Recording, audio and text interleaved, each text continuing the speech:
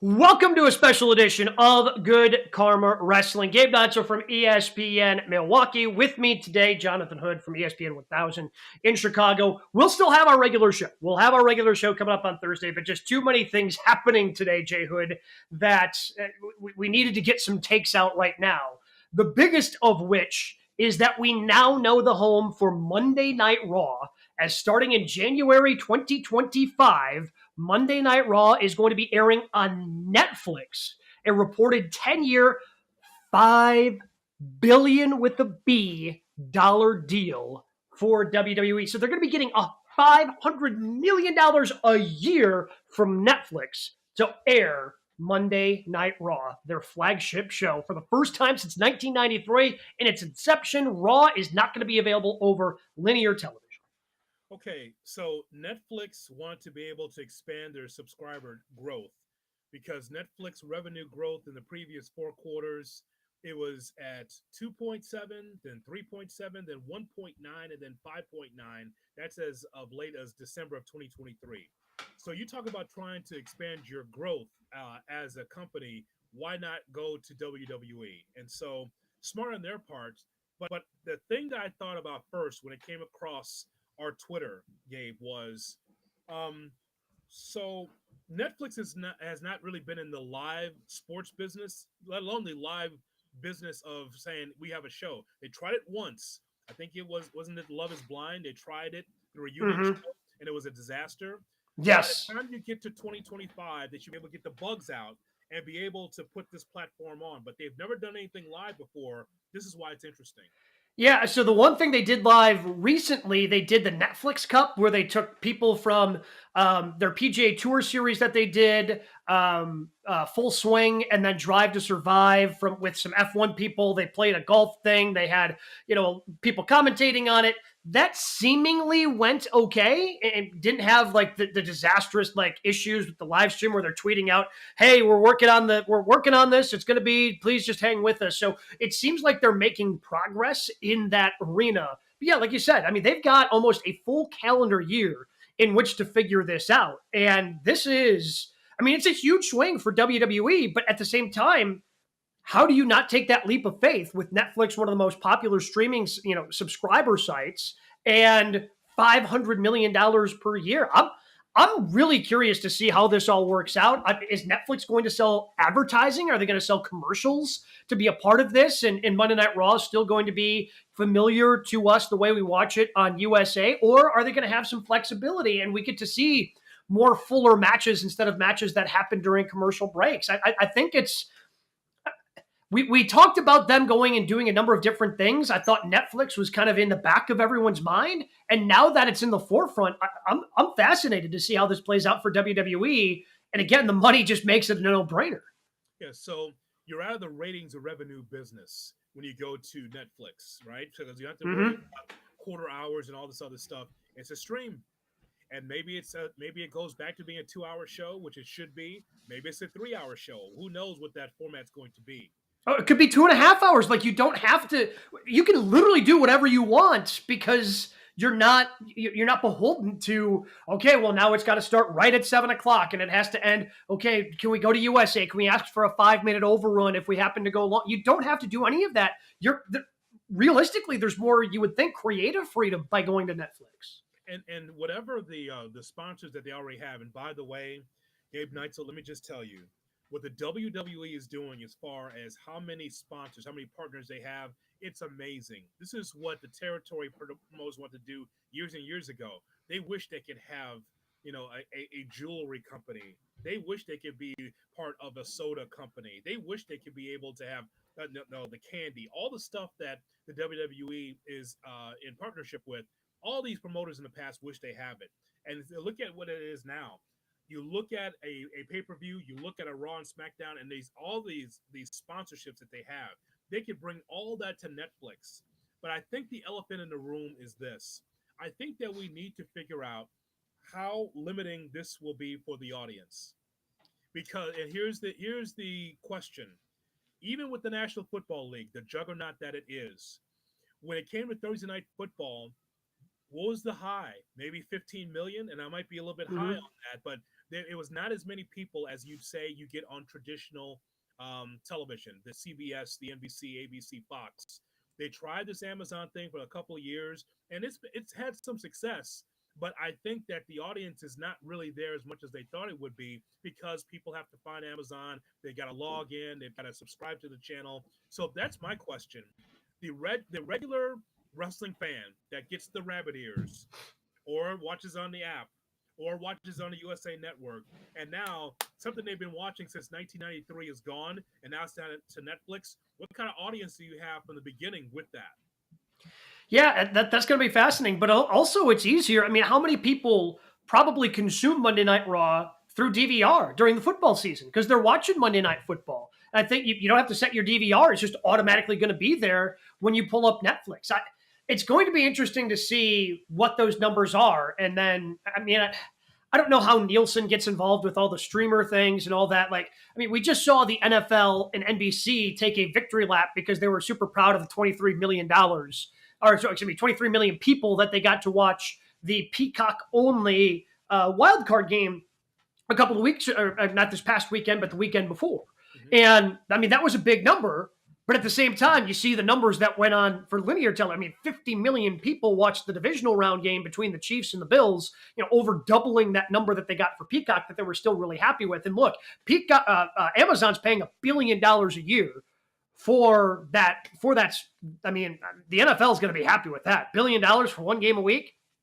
And just the one Black Friday exclusive, yeah, the NFL's raking in the cash there. They don't care about that, I think, when it comes to Thursday Night Football, because those numbers weren't ever as high as they were on Sunday night, Monday night. They were, I mean, they're still, I mean, again, 13 million people. Literally everybody else would kill for 13, Yeah. 14, 15 million people. Yes. And that's like, it's kind of disappointing for the NFL, right? And it's just still lapping the field in everything else, even though it's exclusive to Amazon. I am really curious to see how this ends up working out. And it's fascinating to me that Netflix would be willing to make a 10-year commitment and do that instead of just kind of dipping a toe in and giving them, $2 billion over 4 years, right? And just try to, okay, let's try this out for a little bit, see if it works. But to dive in head first, clearly Netflix is all in on being able to find a way to generate revenue through this, because there's one way Netflix can make money right now, and that's by people subscribing. But if they have the advertisement, they do all these different things, maybe they find different revenue sources.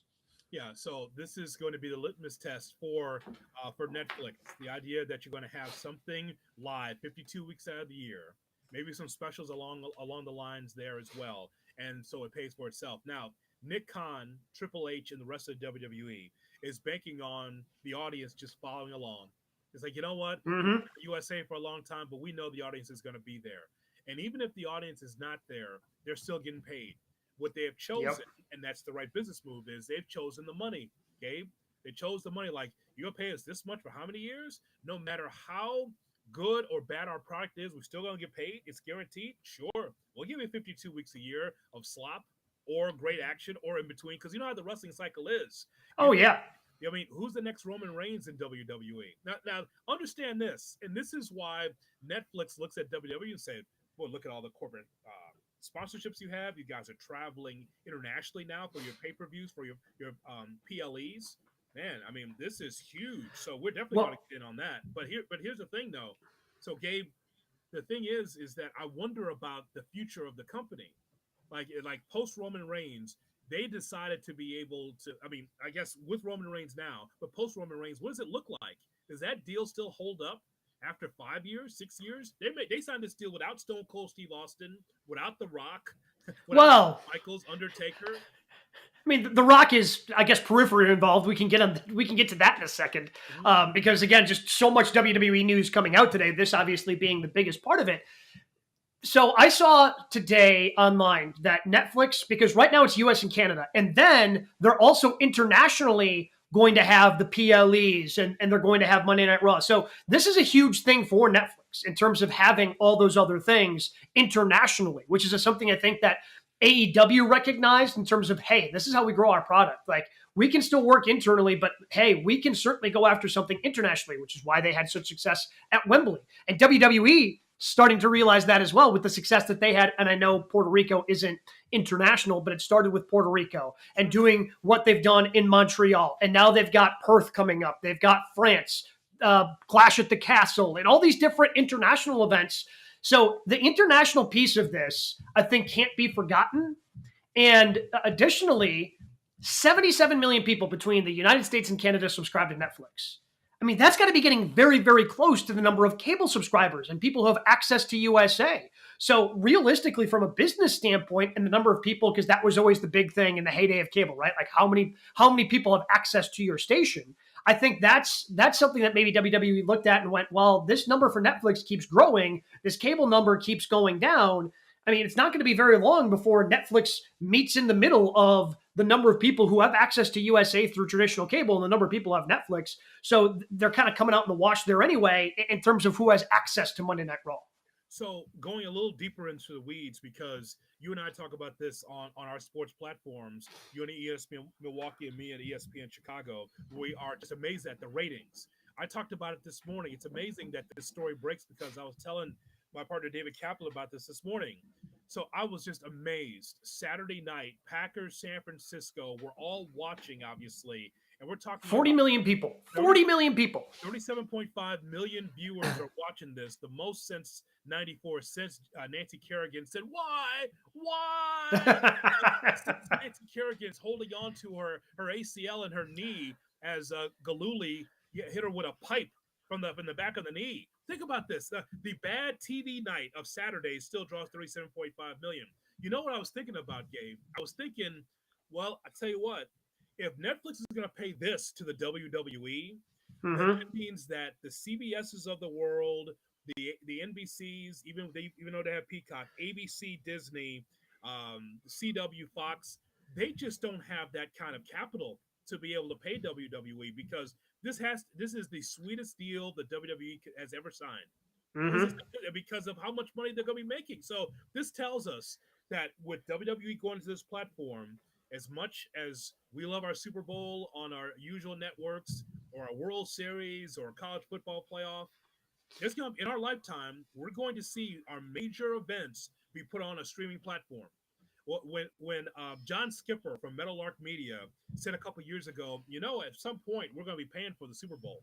It's going to be it's people laugh, they scoff. They're like, this guy, this old ESPN guy, he doesn't know what he's talking about. Nope. In our lifetime, just like WWE is getting all this money, again, not necessarily with a draw. The company's a draw. No Austin, no Rock, no headliner. It's just the company.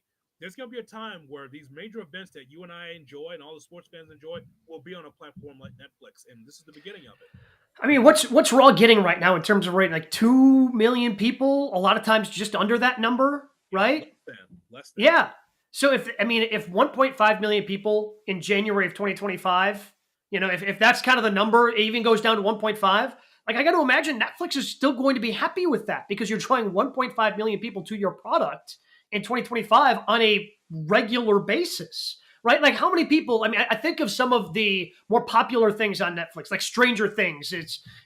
Don't get me, who knows when the final season's actually going to ever air, but that's neither here nor there. But like, so many people will sign up for Netflix, binge watch it, and then get rid of it, which is why now you see places like Apple Plus, when they did with Ted Lasso, they didn't release it all at once. No, it's one episode every week, kind of going back to the way traditional TV did it. So they can't just, well, I'm going to sign up for a month. No, now if you have 8 episodes, now you got to sign up for 2 months. Or if you stagger it right, maybe even 3 months, right? So that's what they're trying to do. And if you can get people to subscribe and stay connected so they're not just, looking for Stranger Things or whatever the new Netflix series is, or the Dave Chappelle comedy series. Oh, yeah, sure, I'll watch that. I'll sign up for 1 month. Well, now you can potentially get people hooked in, even if it's just 1.5 million. That's going to be significant to them for people tuning in each and every week. I guess we can say this. What Netflix is doing, I believe, is the same theory as Good Karma Brands. In that we say 1.8, 1.9 on a high for Raw, but you know what Netflix is counting is subscriptions. Yep. Because Hmm. I bet you they don't subscribe to Nielsen like our company does not necessarily subscribe to Nielsen, because it's about downloads, it's about interest, it's about being everywhere all at once with our company, right? I mean, Yep. like on X, on Twitter, on YouTube, on Facebook, all these different places where you can be able to consume our brand, not just Good Karma Wrestling, but all of the brands we have. Right? So I think Netflix is the same way, though. I think Netflix looks at it and says, Oh yeah. Nielsen, yeah, it's archaic. Raw probably does 2.5, but since that system's so archaic, you know what? This is the kind of money that they're able to bring in. The amount of people that come to watch their events. This is how much they have for live events. Yep, we're gonna be all in with that. I think Hmm. that's how they measure it. I do. Yeah. Oh, yeah, 100%. And look, the other thing I've seen people making the leap of, and maybe it happens, but I mean, it does kind of set the table for whenever Peacock and that contract expires, maybe the premium live events, maybe that library comes over to Netflix. But guess what? There's value in that too. Netflix is going to have to pay more for that, right? Like, and maybe they give them a little bit of a sweetheart deal because they have so much invested in Monday Night Raw already to begin with. But that just screams to me that no, the library and the PLEs also have a value, and WWE is just not going to be like, oh yeah, we'll bring over to Netflix for free. No, Nick Khan and company are going to be like, no, that has a cost associated with it, and Netflix would have to pay more for that. So I don't think it's as guaranteed as, oh yeah, they'll just bring all that over to Netflix, because who knows if Netflix wants that, if Netflix wants to spend more money in the pro wrestling space, because that's also for sale. WWE is doing this very similarly to what the NFL has done. Every piece that you have is for sale, and every piece has a price associated with it. So Motley Fool was talking about this, the website, talking about how in this year that the streaming TV service, the revenue that Netflix is going to have is going to hit double digits again this year. It's already doing well now based on this announcement today. But I mean, we knew that there was growth in Netflix clearly, but then when you have sports, and we kept hearing, and I know you hear the same things I hear about how the Apple's already got baseball. It's Mm-hmm. Friday Night And Baseball. MLS. Yeah, maybe MLS more so than baseball. They get the Friday night package. I mean, that's fine. But I just think that Netflix looks at this and says, for sure, I got some 52 weeks in a year plus extra stuff. You know what? This is going to start building our tier, our sports tier. And I think that's awesome. Now, along those same lines, so what does this do for Tony Khan and AEW? Because that's the question, right, Gabe? Because it's like, Yeah. all right, WWE's got their deal solidified. I mean, if you want to jump in on one of these cable deals, you can, but you don't have the awareness or maybe the audience or the new audience that WWE is going to get with Netflix, because being on Netflix, women, young people that's not wrestling fans will run into it and say, what's this? And they'll turn it on. And that's just another subscription, another click. But what about Tony Khan? What happens there? I think that no matter what, so I think the two most logical places, I think also then have to include that place's streaming service. So if they stay with Warner Brothers Discovery, who then also might merge with Paramount, apparently, Paramount Plus, and just make an even bigger one, like whatever that streaming app is called, you have to have it available on the streaming app to me. Because, I mean, right now you can go to TBS's app and TNT's app and you can watch back the shows, but I mean, those apps aren't as popular as Max, right? And so I think if they stick with Warner Brothers Discovery and WBD ends up giving them a pretty good deal, then sure. Or, I mean, maybe Disney and FX still really want to get into the pro wrestling game. And if you're with FX, that's Hulu. Like that all is, so then you would have to me, make it available just like, with any other FX series. I know me and my wife just finished watching Fargo. That's available on the Hulu app, right? Like, so I think that's what you have to do. I think those are the two options for AEW. And I mean, seeing this deal, 10 years, $5 billion. I mean, AEW is clearly not getting something like that, but I think they're going to get a pretty good deal where the viability of the company is still going to be in a pretty good spot because they're still going to be live. They're going to draw people in. A brother with a North Dakota accent. Ah, it makes my heart sing. I said, what? What? enjoyed that show too tremendously. I'm a big fan. So I totally agree with that. So what you're saying makes sense because if since this deal's happened with Netflix, and if you're Warner Brothers Discovery, and again, there's a lot of stuff going on with them too, like the rumor and innuendo, like they might be parting, like they are parting with the NBA and say they can move on to something else. I'm like, what's something else? The NBA is a good Yeah. entity. You're not going to be in the college football business. You're in the NFL business. So what? I mean, why would you part with the NBA? And like, if I'm Tony Khan, I'm on the phone every day. Like, hey, let's get this done. I'm giving you everything you want. I'm giving you all these platforms of wrestling. It's on TNT and TBS. Let's lock in for 5, 6 years. Yeah, and I'll tell you what. I mean, the other thing that blows my mind about this, again, 10 years, $5 billion deal for WWE. I've kind of been under the assumption that this this TV bubble is going to burst at some point because the rights just keep getting more, and outside the NFL, the ratings and the number of people start to drop. I mean, not hugely, but they're falling a little bit, and the fact that again, drawing from other sports, when you see somebody as smart as Mark Cuban decide that, yeah, this is probably the time now to sell my team, but he still wants to be around it so he has control of basketball operations and the deal he did.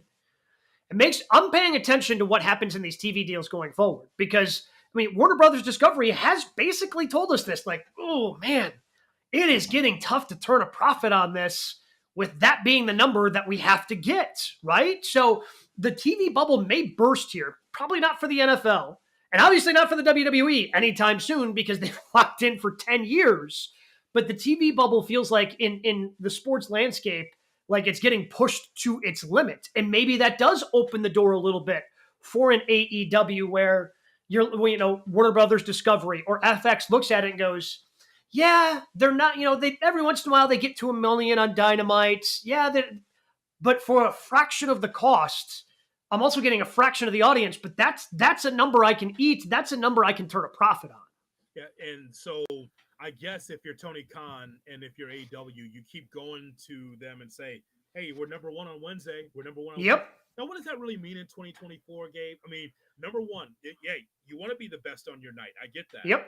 But then you look at the revenue side of it, and it's like, yes, I see that they've got stuff on the around the ring where they are locked into promoting a Warner Bros. Discovery movie or TV show. That's great. But outside of DraftKings, what else Yeah. does AEW have where it's like, hey man, they're making money hand over fist? See, that's the whole thing. And then the They awareness did the Cracker Barrel match that one time. years ago, yes. Okay, so now you've got the Bucks going down the street to the Cracker Barrel saying, "Would you like to be a partner? Would you like to be a partner?" I mean, that's all they have. They went down the street.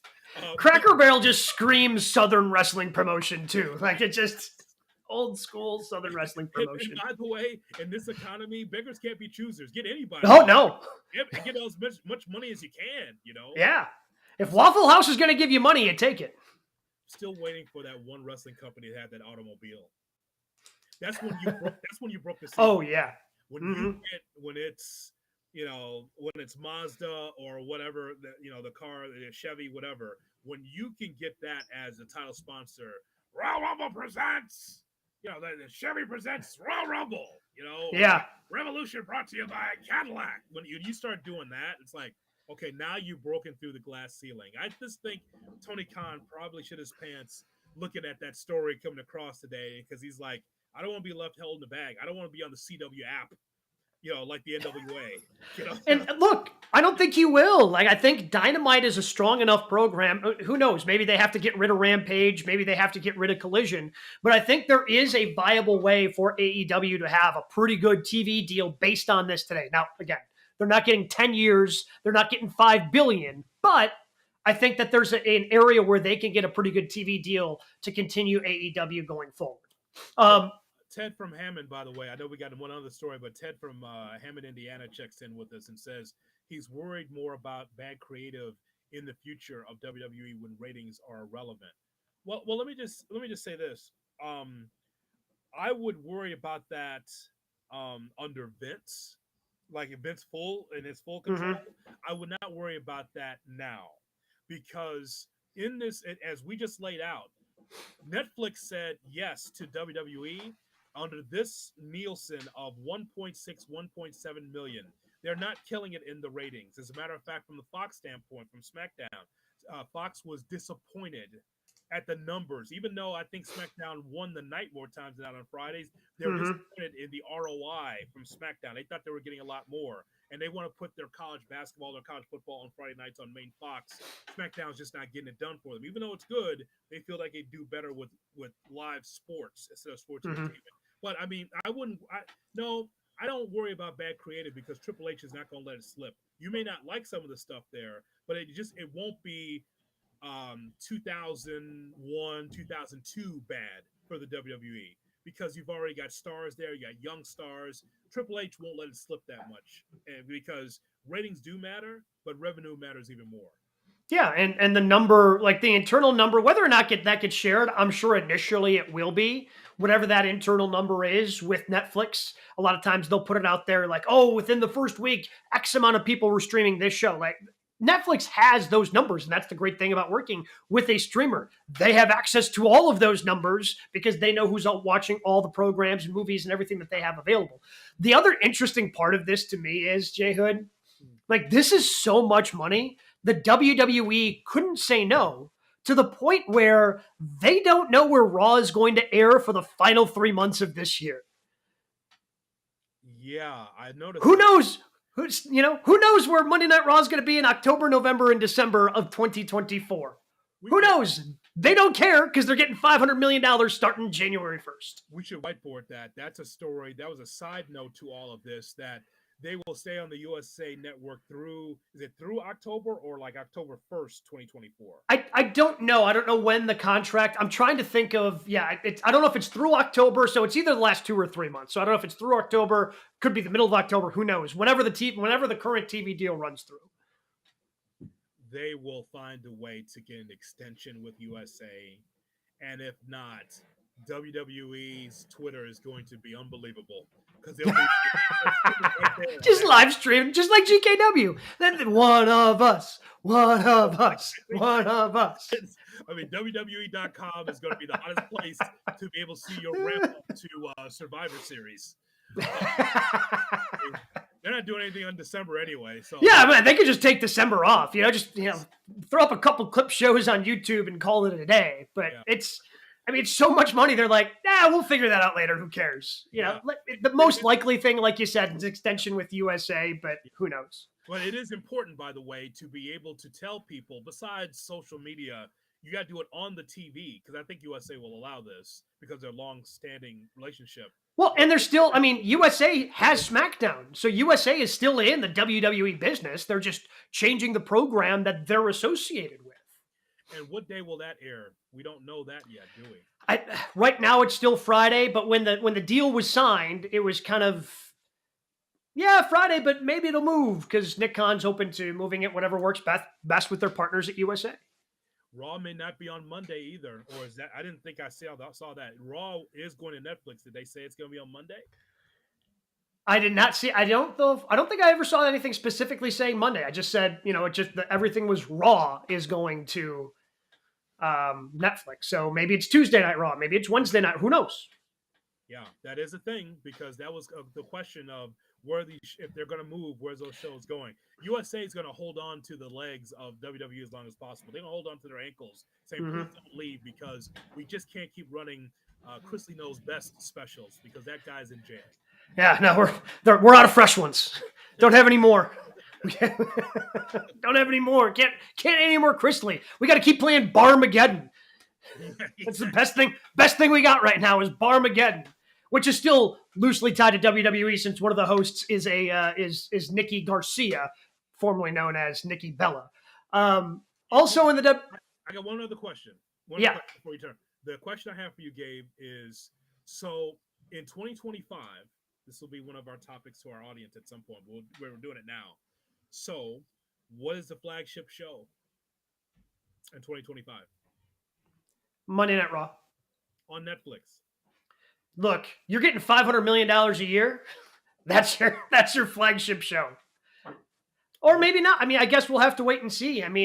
If It depends upon the night. I think it all kind of depends upon the nights everything falls. Like if SmackDown still ends up being on Friday night on cable, like that's going to be a worse number than Fox.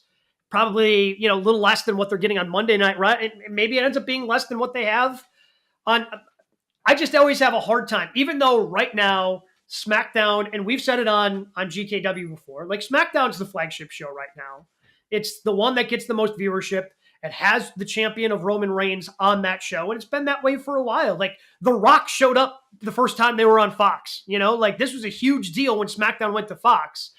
But there's just still something as, with the old school wrestling fan in me, it's hard to imagine Monday Night Raw not being the flagship show of WWE. All right. We have other news as well. The Rock now has, by the way, permission to use that however he sees fit. So Dwayne Johnson joining the board of TKO. He was one of the many people who were on hand ringing the bell for the New York Stock Exchange earlier today. So the news that came out of that, Dwayne Johnson on the board. And as a part of this deal, he now has full permission and use of The Rock, which WWE had previously owned. That's big news that Dwayne Johnson could be able to be known as The Rock. That works. Mm-hmm. But him being on the board of the TKO, that's strong. Very, very strong. That means more money for $7 production, more money for The Rock. And, I think that's very interesting. Why wouldn't you have The Rock there?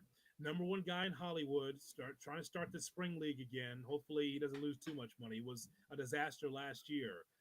But being part of TKO, I think that works. It works I think that gives more gravitas to what they already have at TKO. That he puts so he has his hands in the pie of wrestling and MMA. Yeah, and I think that's great. By the way, my prediction with him now owning The Rock, my guess is he's going to work with Roots of Fight, and he's going to have some Rock merchandise released through them. Because that was something he was working on 10 years ago. He was working on that. Last time he came back and fought at WrestleMania, that never came to fruition. I bet that gets back in the works this time around, now that he has full use of The Rock. I think the three of us, along with Broich, wondered what wrestling would be like post Vince McMahon. It's glorious. It's glorious. Nick Khan. We don't say enough about him because he's a guy behind the scenes. He'll do a media appearance every now and then. Gabe Neitzel, look what he's done since he's taken over. The guy was an agent, a super agent, but also understands the marketing end to the point where this is something I'm sure that Nick Khan and WWE worked out. It wasn't Vince. It was Nick Khan and the WWE worked this out.